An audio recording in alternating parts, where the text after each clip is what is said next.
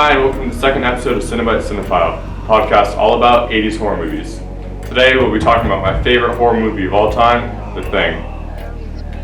The Thing was released in 1982 to a box office commercial failure because, unfortunately, it came out about a week after E.T. E.T. was a fun, happy, family-friendly movie about an alien finding a home on Earth.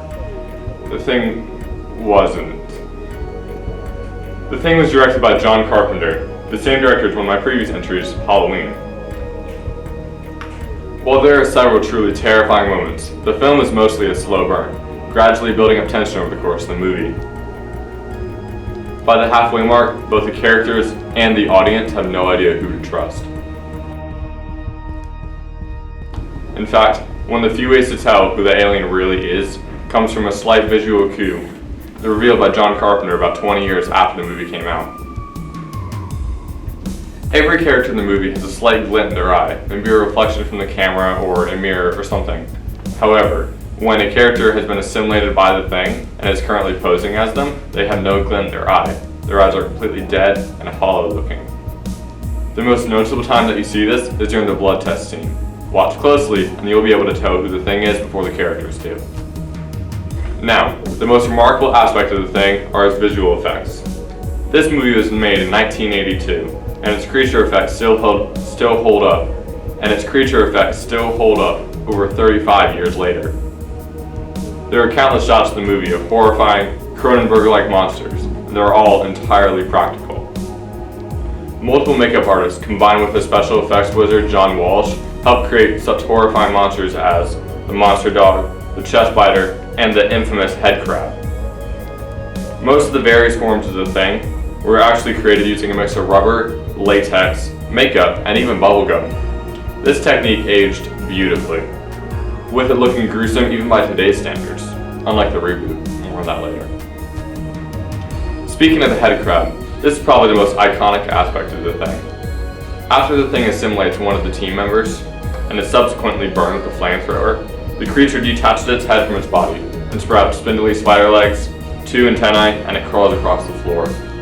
This has been referenced, parodied, and paid homage to in numerous forms of media over the years, ranging from Gravity Falls to It Chapter 2. Sequel time, there are 3 Thing movies, one in 1951, one in 1982, and one in 2011. The Thing 1982 is actually a remake of the 1951 film, The Thing from Another World, and it was more heavy on building tension and distrust than the 1982 movie is.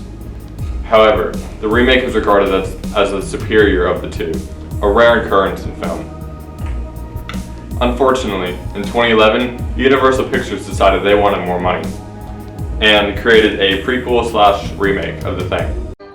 Am I really gonna defile this grave for money? Of course I am! While the 1982 movie was groundbreaking in its special effects, the 2011 movie relied far too heavily on CG. Now, not only did CG age worse than practical effects, but the CG at times looked rough, if not borderline bad. Here's a side-by-side of a few scenes from The Thing 1982 and The Thing from 2011.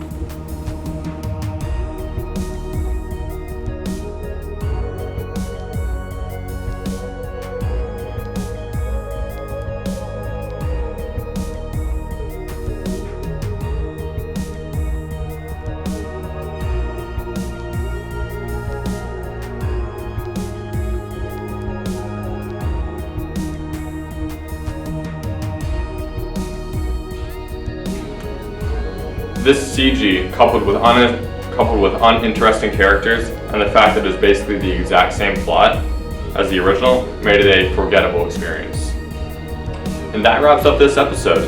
What are your thoughts on The Thing? Have you ever seen it?